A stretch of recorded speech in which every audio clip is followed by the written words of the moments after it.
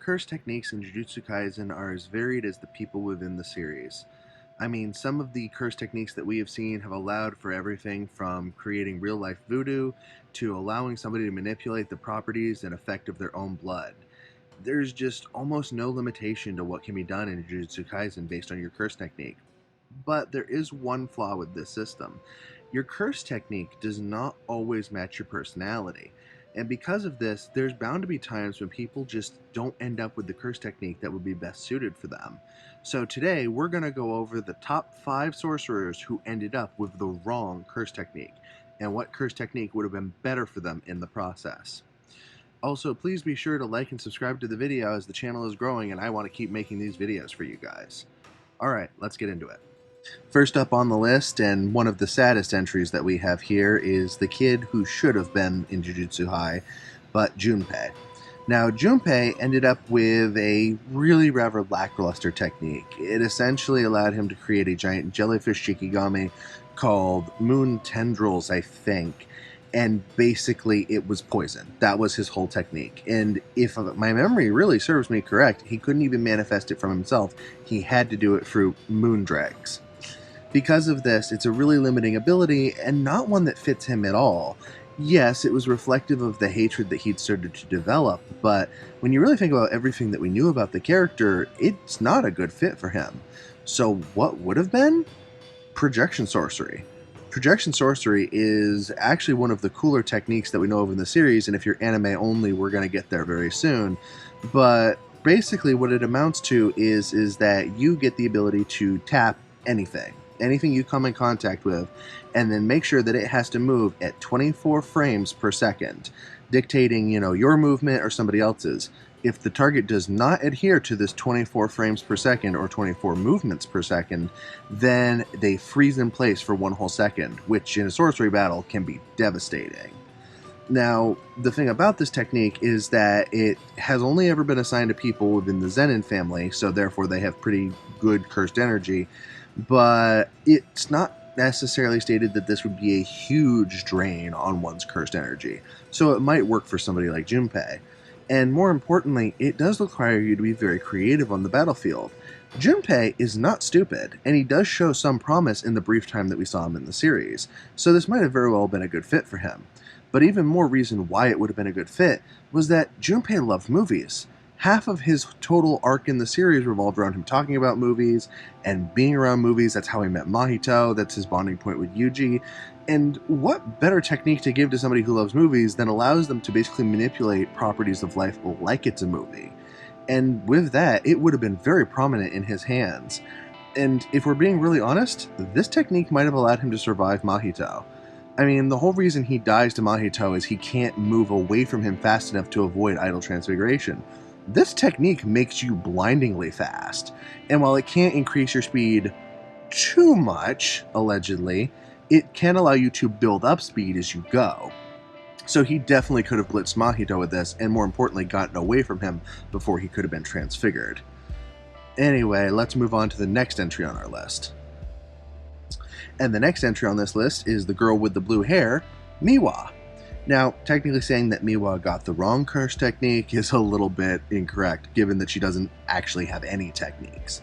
But for the sake of this list, I thought it would be kind of fun if we thought of a unique curse technique that might work well for Miwa. And while we don't know that much about her, we know that she has strong feelings around her friends and loved ones, and that she's very good with her sword. So I thought that a good technique to give her might be Blazing Courage. What's interesting about this is that all we see of Blazing Courage is, again, very limited. It was a Zenin family technique, and it belonged to Maki and Mai's dad, Ogi.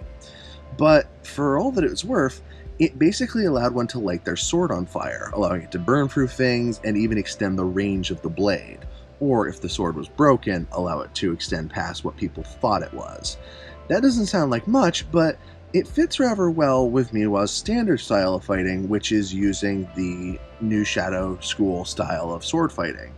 And if you really think about it, there's no reason she couldn't necessarily not learn that style of fighting combined with this technique. Now, the reason Kusakabe actually started to teach her this was that she didn't have any technique, but as we've seen, he's sometimes broken his own rules on more than one occasion, so she could still end up with those incredibly strong abilities just with this added technique on top of it.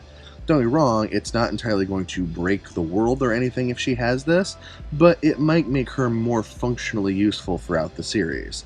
And to be fair, there is some speculation that Miwa might actually have stronger abilities that we've never seen before, and her potential could be unleashed at any point near the end of the series. I don't actually know if at that point or this point it's actually going to be true, but if she had a curse technique, we could at least see her getting more of a role at the end of the series. Next up on the list is Maki's somewhat understandable but still not always likable sister, Mai. Now, the thing about Mai is that Mai actually has an incredibly good curse technique. It's just not one she can use very well. The reason for that is that she has the curse technique Construction, which essentially allows you to form an entirely permanent new object out of your cursed energy, and it's incredibly powerful. The problem is that due to her connection to Maki, she cannot muster the necessary cursed energy to actually build any item of significance, limiting herself to 1 bullet per day. That's kind of lackluster considering that another character we know of later on can do things like build whole insect exoskeletons around themselves. So Mai's not exactly getting the best value out of this curse technique. But a curse technique that might have actually been more interesting to pair for her would have actually been puppet manipulation. Now, while that is Mekamaru's role in the series overall is not as important as some other characters as it went on. So giving this to her might have actually increased her relevance and maybe collided a couple of extra things together. And that's not to say that I don't think Mekamaru is important. I'm just in the grand speculation of everything, Mai having this kind of makes some more sense for a different reason as well. Maki has a heavenly restriction. It's what makes her so physically powerful. But what if that same heavenly restriction created a separate heavenly restriction on her sister that gave her the puppet manipulation technique? In many ways, puppet manipulation works rather well for Mai. Mai is already a long-distance fighter, preferring to use sniper tactics to take out her opponents. She doesn't really like fighting cursed spirits or sorcerers. She thinks it's rather scary and she doesn't want to do it, so she tries to get it over with as soon as possible and deal with it quickly. Puppet manipulation works perfectly for that. You can fight at great distances away, and you're not the one actually fighting. Plus, as we would later see in the comic, it can yield a massive army, which might alleviate some of Mai's anxiety about fighting. Now, it is kind of funny to think that if she were to have this ability, it works somewhat similar to how construction works. You need to actually build the puppets. We don't know what stage you have to build them to. Like, we don't know if you could, take a pre-built object and just put your stamp on it. You have to build it yourself, or if it can be somewhere in between.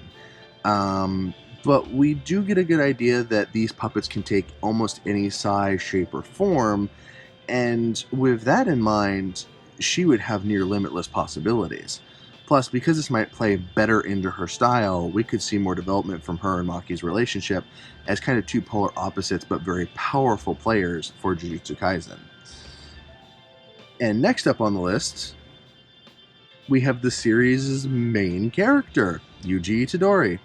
Now, this is probably going to be a little controversial because technically Itadori, again, doesn't actually have a curse technique, but a lot of people are speculating what his curse technique could be, whether he could actually inherit a familial one or whether he'll get Sukuna's, and I do have some theories on that myself, but that's not what we're going to be talking about here. What we're talking about is the fact that currently, as it stands, he is one of the most important characters, if not the most important, and realistically, he does not have the heavyweight nature to stand where he needs to in the story. I mean, if you're an anime only, you're coming up on the Shibuya arc, and that is going to be so instrumental, and we see just how powerful Itadori really is, but we also see how limiting not having a curse technique is for him. And when it comes to what curse techniques would work perfectly for him, there's few that I genuinely think would work as well for him as the clone technique. Now, I am not the first person to have said this. There are a lot of other YouTubers who have looked at this power and thought, that would work perfectly for Yuji. And you know what? It would. This technique is very simple. It allows you to, in its base form, make 5 clones of yourself. Or rather, I should say 4 clones, and your body becomes the 5th. You can swap between these at any of the time, making whatever one you're in the real one, and you can control and manipulate each of the clones. You can spread them out. These clones have all of your same abilities, and you're linked to them. Now, this would be an okay technique for anyone. When Gojo first encounters it in Hidden Inventory, he remarks on how strong it is, though he would later say that the sorcerer who used it was actually rather weak. This is because more than likely the cursed user that employed this technique did not actually train with it. Yuji trains all of the time. So if we give somebody like him this ability, it will exponentially increase in power. And considering it was already stated to be powerful by Gojo before, that's saying something. The other thing we have to consider is that Divergent Fist, Yuji's primary attack, works perfectly with this. I mean, it is a learnable technique. There's no reason he wouldn't have picked up on this even if he got this early in the series, because it would still result from his bad curse control. And the idea that you could get even one of those clones to pull off Divergent Fist, but the idea that multiples of them could, let alone trying to trigger black flashes with Divergent Fist, would be devastating. He would be, frankly, he's already grade 1 even in second season. He might skyrocket very close to special first grade or even close to special grade, because that is just such a devastating series of combos. And Yuji's not stupid. He would be more than creative enough with this technique to get around a lot of different defenses and fighting styles. So it would be fair to say that this would be one of the most interesting to see. Plus, we know that working on your curse technique can yield unexpected benefits. I mean, there are plenty of sorcerers who took relatively lame techniques and heightened them to the point they became dangerous weapons. Who knows what Yuji could do with this, and it would have been cool to see more of it in the series. And that brings us to our final entry. And that is Suguru Gato. Now that probably sounds kind of weird given that Gato ended up with one of the strongest curse techniques in the whole series, but if we're being really honest, it doesn't suit him. It may be one of the strongest, and it may have partially made him the strongest, but it doesn't actually make all that much sense for Gato to have curse spirit manipulation, and there is actually a technique that would work far better for him. But it's debatable whether this is actually a technique or not, because what I think might work better for him is cursed corpse manipulation. Now, this is somewhat said to be a technique and somewhat said to be a learnable technique, so I'm not entirely sure where it falls into the order. We know that technically this is an ability most used by Principal Yaga. I mean, after all, it's the thing he uses to create the stuffed animals that come to life and spar with Yuji a lot. But this is incredibly powerful, even in its base form. It allows you to animate objects, usually humanoid ones, so that they can act as soldiers, guards, servants, whatever you need of them. Now, Gato kind of does this a lot of the time anyway with his cursed spirits, but cursed corpse manipulation has a couple of bigger benefits. One is that you can more customize cursed corpses. Their size, their style, their attachments. We've seen a variety of different types, and Gato would definitely take advantage of that.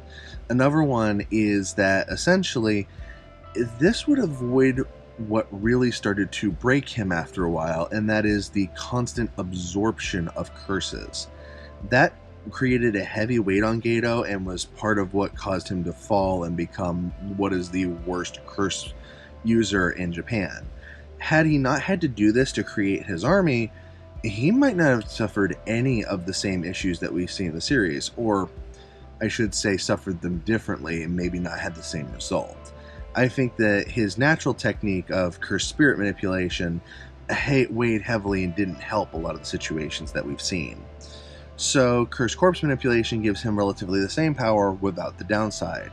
There is also the hidden factor of Gato was very kind, but also very powerful, and the ability to make actual living things, cursed corpses like pandas, mutations, would have very much fit within his personality. And to be honest, one of the things that's discussed later on, because like I said, this is a learnable technique, even though Yaga primarily uses it exclusively, is that it is speculated that you could make a self-sufficient army from cursed corpse mutations. That would have been something that Gato definitely would have taken advantage of, no matter which way he ended up going. So it would be easier to see him with this ability than necessarily with cursed spirit manipulation. Why don't you guys let me know which sorcerer you think has the wrong ability and what you would give them? I'll see you next time.